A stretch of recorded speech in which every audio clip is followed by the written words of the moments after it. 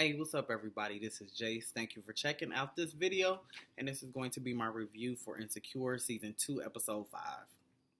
Alright, I want to apologize for my tardiness on this video because I have a friend in town, and his mom and girlfriend are with them. So I've been hanging out with them for the last couple of days or whatever, so I haven't been able to watch my shows and stuff. So here we go. Let's jump right into it. Alright, y'all. Opens up, Issa is on Daniel's doorstep. Remember last week they were hanging out at the cafe. That's where we ended last week. So this week she's knocking on the door. She's talking about, hey, I got a special delivery for you. And he doesn't open the door. Like, he knows it's her ass or whatever. And he's like, yo, just leave it on the doorstep. And she's like, oh, shit. Like, well, I need your signature for it. He's like, look, I got a motherfucking gun. I'm going to blow your brains out. You just leave the motherfucking package at the door and get the fuck out of here. That's pretty much what he said. She's like, about to walk off and shit, all awkward and shit. And he opens the door like, bring your ass in here. So that shit was kind of funny. So they basically just fucking, pretty much. I could tell that Daniel is starting to develop some kind of feelings for Issa. And, she's supposed to just be on her whole, no feelings attached. I'm just fucking around now. Like, I'm just, because I've been, in this relationship with Lawrence and shit for 5 years. So now I just want to hoe around a little bit. But, like, she gets up to leave after they have sex or whatever. And Daniel is, like, hugging her from the back and shit. Like, being, like, super affectionate. And, he's like, well, what are you doing tonight? Or tomorrow or something like that. She's like, well, nothing, I ain't got nothing planned. But like, he's really trying to, take it there with her, and I think that's more than what she's actually looking for at this point. So then go to Molly. Molly's actually in Chicago at this point, and she's talking to the other black attorney. I can't remember his name. But anyway, he's trying to get her to stay in LA in Chicago. He's trying to get her to stay in Chicago, and she's like, no, I'm gonna just go on back out to LA, maybe this, I don't even really think this is for me and shit like that. Which I'm thinking, they keep bringing this whole Chicago thing up. Like, I'm going to go ahead and say that I'm guessing that, like, something's going to happen in LA and Molly is going to end up going to Chicago. I don't think she's going to be there permanently, but I think somehow Molly's going to make a transition into Chicago because it just keeps coming up in every episode for some reason. So we'll see where that goes. All right, so Molly goes back to LA. She meets up with Issa, and she's telling her, hey, like, Molly's parents are having their 35th wedding anniversary, and they're also doing a vow renewal ceremony as well. And she's inviting Issa. Issa can't go because she has a work retreat that she has to do over the weekend.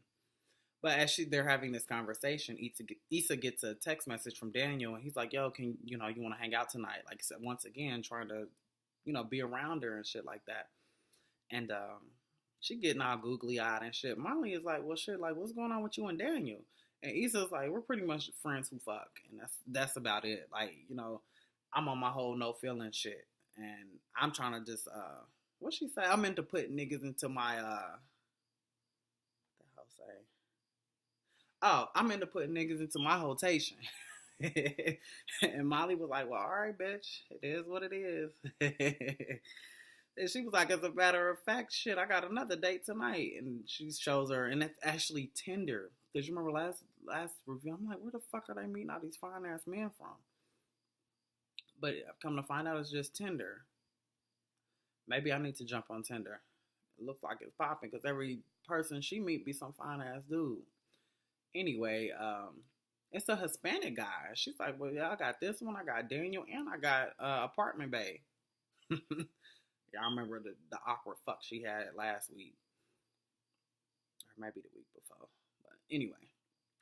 Issa's coming into her own. She's definitely over Lawrence at this point. She hasn't even thought about him in the last 2 episodes, so that's good to finally fucking see that shit. However, Lawrence is all about Issa now. He doesn't have Tosh money, so now he's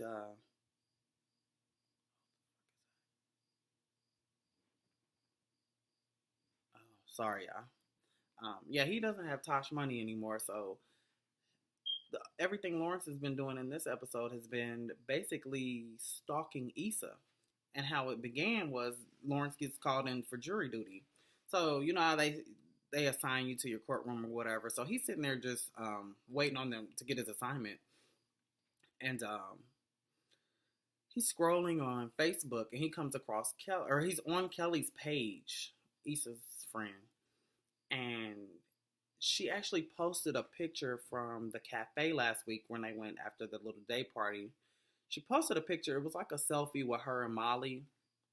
However, in the background, you could see Daniel and Issa kind of looking at each other in this kind of flirty kind of way or whatever. So Lauren saw that shit. And all of a sudden, he starts stalking Daniel's social media page. So he's scrolling, looking at him and shit. He ends up getting dismissed from jury duty for whatever reason. And he continues to stalk Issa.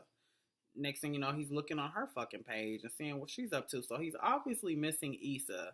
And I could tell he's about to do some bullshit. And Issa's finally over his motherfucking ass. And she's moved on. And he's about to come back in and do some bullshit. I already foresee this happening. However, he goes and meets up with his friend Derek, which is some girl's name, Kelly and Tiffany. Tiffany's husband, the one who I think is gay. He meets up with Derek, and they meet up for drinks. And Derek pretty much told him, like, well, let me go back a little. Lawrence is discussing with Derek, you know, like, damn, like, pretty much, has she been fucking with him the whole time that we've been fucking around for the 5 years? Because, you know, women can hide their shit really easy. They can be out doing what the fuck ever, and they're just good at lying. And Derek is like, you know, like, me and Tiffany kind of stopped discussing y'all because, you know, it feels like we both be taking sides, and then we end up in motherfucking arguments. So, you know, I really don't like getting into, you know, in y'all business and shit like that because we're all friends, you know. But Derek said some real ass shit. He told Lawrence, he said, yo, Issa's not all to blame here. And Lawrence was like, what the fuck are you talking about? Like, she fucking cheated on me. What are you talking about? He's like, no. You laid your motherfucking ass around for 2 years unemployed on the goddamn couch. Bum. Being a straight ass bum. You can't really blame her because she's been out with this guy who is out shaking and moving and, you know, doing this shit. And your bum ass is sitting on the couch, so it's like you almost kind of pushed her into cheating. You know what I mean? Like, you weren't doing shit for 2 years. Like, and I think Lawrence kind of got it then. Like, damn, maybe I did. He realized that he did play some kind of part in it. I mean, although you can't really just put all the blame on Issa, because I don't know. That's kind of a weird situation. Like, you can't, like, cheating is definitely inexcusable. However, in those kind of situations, I could see some shit like that definitely happening. You know, you got some bum on your couch who ain't doing shit, hoping to start some kind of company, or it was some kind of app or something he was doing last season. I can't remember what it was. But anyway, you got a motherfucking bum on your couch that you taking care of, and then you got a dude over here who's out producing records and, you know, sexy as fuck too on top of that. Like, that's kind of intriguing, at least in my eyes. When you got a motherfucking bum, you kind of get turned off by that bullshit. So you can't really blame Issa for cheating.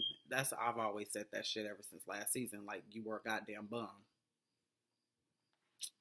Anyway, I like Derek for saying that shit. That was the first time I've actually kind of agreed with some shit that Derek said, because I think he's sketchy as fuck. But anyway, let's move the fuck on. So Molly gets up to, that was pretty much all Lawrence did this whole episode, was had a conversation with Derek and then sit there and stalk Issa and Daniel. That was pretty much it. Anyway, Molly's up at her hometown. I don't even know where this at. I don't even think it's in LA. But anyway, she gets to her parents' house, and then Dro comes over, which is the married friend, her childhood friend at that, who's in the open marriage. Dro comes over, she's like pulling up and getting her shit out of her car. And he's pretty much saying that he wants to apologize about what happened at the day party, I guess the previous weekend. And he didn't want things to be awkward, you know, between their friendship, because they have been friends since they were kids. And And she's like, well, I appreciate it, but that's really not my thing. Like, I don't mess around with married men or whatever. And I don't want to make our relationship awkward, because of that shit by sleeping with you. You know what I mean? Which I get it. And he had on this tight ass motherfucking shirt with these tight ass pants. And he's tall, which is cute. And he has a cute face. But I don't, he's just so motherfucking skinny. Like, he's weird looking to me. I don't know. Cute face, but body, he's literally this thin. He had on this little muscle shirt and these tight ass jeans, and she was like clowning him for that shit or whatever. And she also asked him, and this is what I'm starting to wonder. Like, she asked him, she's like, "Where's your wife?"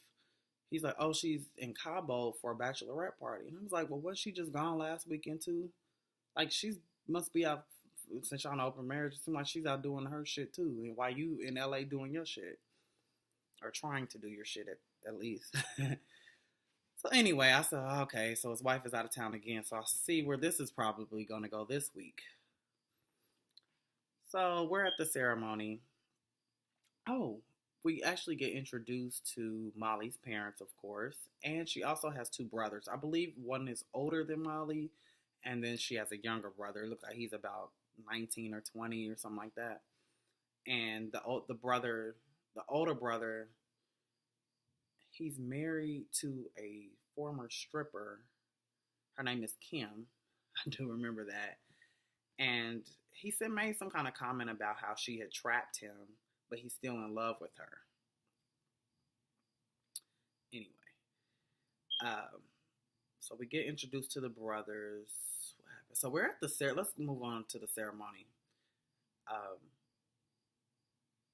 There's a scene where we meet three of Molly's aunts, and they're standing around, talking. This is after the ceremony. It's like the little reception. And they're talking to Molly about, oh shit, I forgot something. Molly bought motherfucking Lionel as her date. That's why I was kind of, because I knew I was forgetting some shit.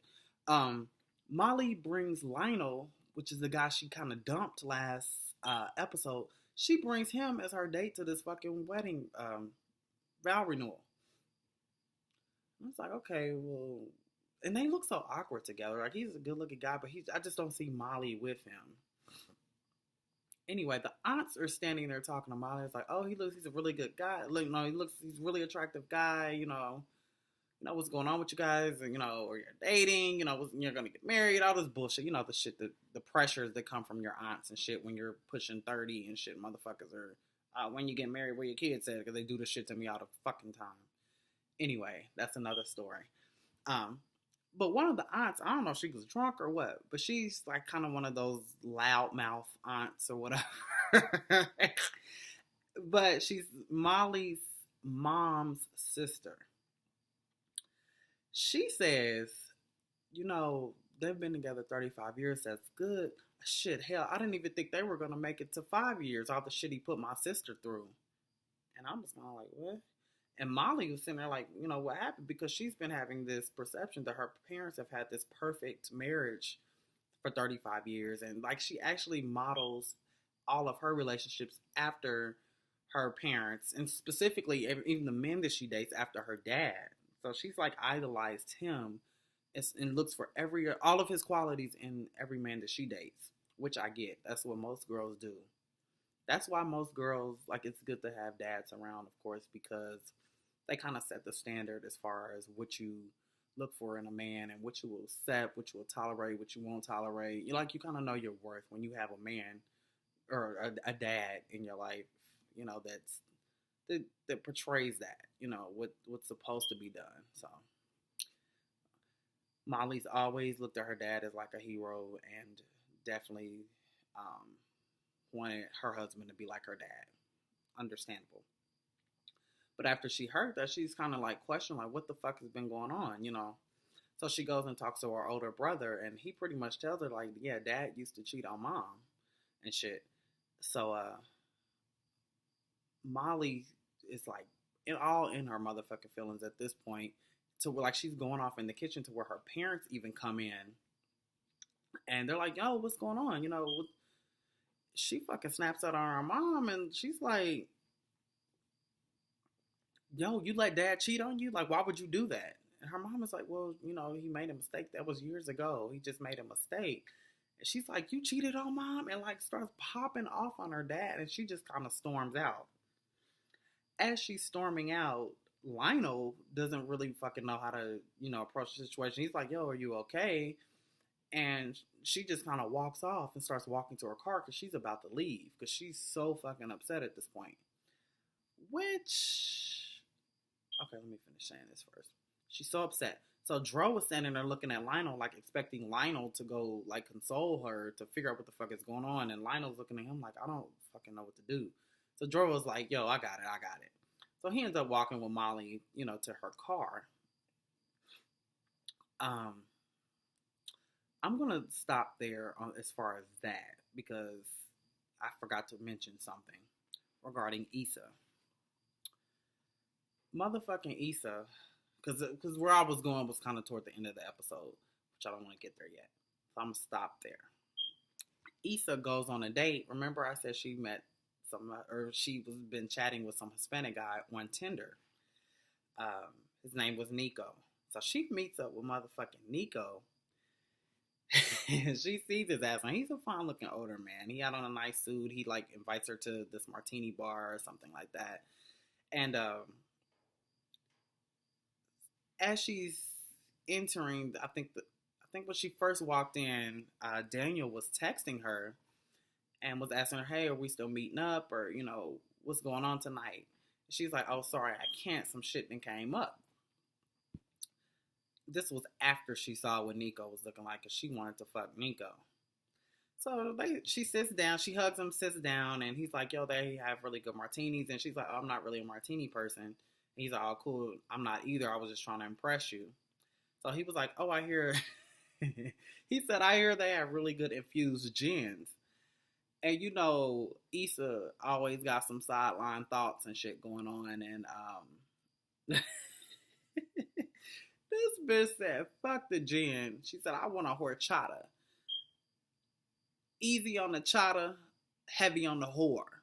I said, this bitch is fucking psychotic. This shit was so motherfucking funny. And then she he said something about, oh, cool, because I'm good with my hands. And she was like, are you good with your hands? Are you good with your dick? You had to see this shit. This shit was fucking hilarious. But anyway, they end up having a good ass date or whatever. They end up talking for hours, it seemed like, and Issa was trying to fuck. And he was like, no, I have to go in the morning. I have an early flight. So, I would really like to see you again, So Issa was kind of like, oh, fuck at this point. So, yeah, that was that date. So hopefully we get to see Nico again. He was really cute, older guy. Probably late 30s maybe. But he was definitely into Issa and she was definitely into him. But we're going to see where that goes. Next scene with Issa. This bitch is on her whole shit.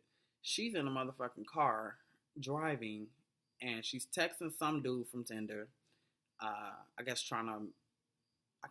had told her that her profile pic was cute.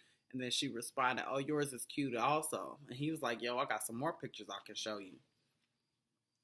So at this point, when he says that, the fucking light turns green. So there's a Charger parked behind her, and he's blowing the horn at her for her to go through the green light. A fucking dick pic pops up, and they fucking show a big ass dick from this guy. And Issa is driving, and there's a car stopped in front of her, but the dick just fucking blew her mind to where she wasn't even paying attention and slams into the back of this truck. Her fucking airbag pops out, and she's sitting there looking fucking foolish. The Charger drives around her and just keeps on driving. I said, ain't that some bullshit? You rushing me to go, and now you caused me to have a motherfucking accident. And you won't even stop to see if I'm okay. Fuck you. So that fucking scene was funny. But anyway, she calls... Actually, she lets Daniel know that she's not going to be able to meet up with him because she just got in an accident and she didn't want him to think that she was standing him up. He's like, oh, no, it's cool. I'll come get you. He's at the studio. He's like, where you at? I'll come get you. She's like, no, that's cool. He's like, no, I'm coming to get you. Where you at? So she tells him he shows up to come pick her up. So he gets there and he's hugging her and he's like, are you okay? And at that point, Issa was like, Like, I think Daniel is catching feelings because he's continuously texting me, trying to see what I'm doing. He's always trying to be around me, and he keeps hugging me and kind of giving me too much, you know. So she says, she's here's some shit like, y'all heard that? It's creepy as fuck. So she says to him, like, yo, I just want to make sure we're on the same page. You know, we're just friends, right? Like, you're seeing other people and I'm seeing other people, right? And he's kind of like, yeah, you know, even though I could tell that his feelings are definitely getting invested. Um, so he just kind of plays it off like, yeah, you know, we're just friends, you know. And that was pretty much that. Like, he didn't even open, like, so they walked back to his truck right after that. And he didn't even open the door for anything. He was like, yeah, you know, go get in the car. You know, it was kind of weird, but it was definitely an awkward moment. And I think I'm definitely interested to see where their relationship is going to go now. Because like I said, I think Daniel is definitely feeling her more than she's feeling him at this point. So I think Issa's just in it for the sex, and he's developing these feelings. So that's it with Issa. So we're gonna see what happens with them two next week. Okay, fast forward back to the Molly and Dro situation. He chases after her, and he's gonna drive her back to her hotel. So on the way to the hotel, um, you know, she's just kind of venting about her dad and how she's thought that, you know, he's always been like this perfect man and shit like that. And Dro is pretty much just like, this isn't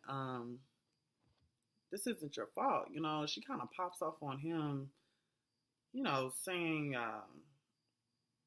you know, she's just tired of the fake shit and um, pretty much fuck what you talking about.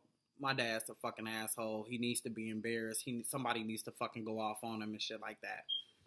And Joe's like, yo, I'm just trying to be here for you. You don't have to go off on me. You know what I mean? So they get to the hotel, and he's walking her up to the door. And keep in mind, he's driving her to the hotel in her car. So she's like, yo, how are you going to get home? He's like, oh, I'll just take an Uber back or something. And he turns around and walks away. And she apologizes and shit. And then she grabs his hand and fucking takes him up to the room, and they're fucking. Because obviously she just threw all those values out about what she valued, how she valued their friendship, and also said, well, shit, my dad's been a motherfucking liar and cheater and shit, so I don't give a fuck no more. I'm gonna fuck him. He's married. I don't give a fuck. They have an open relationship, open understanding about the shit. Fuck everything that I've lived my life by, and fucks the motherfucking Dro. And the only thing I could focus on, because the sex scene was kind of gross, because I think he's, like I said, he's skinny as shit. It looked like she was having a good time. Both of them was having a good time. It was very sensual. However, it was this fucking song that was playing. I was like, damn, who fucking sing that? I'm like trying to Shazam the shit. But it was a good ass song. That's all I could focus on was the goddamn song. But then that's pretty much how we ended the episode. And this is definitely going to be fucking interesting to see where they go, because, you know, he's definitely married. She's cool with his wife. They're best friends. Well, not best friends, but they've been childhood friends. Um, yeah, so she's pretty much thrown all of her values and shit out the door, what she's been basing her whole life on. So this should be very interesting. So we're going to see what the fuck goes on with Issa and Daniel next week, as well as Molly and Dro. So I will see y'all next week. Later.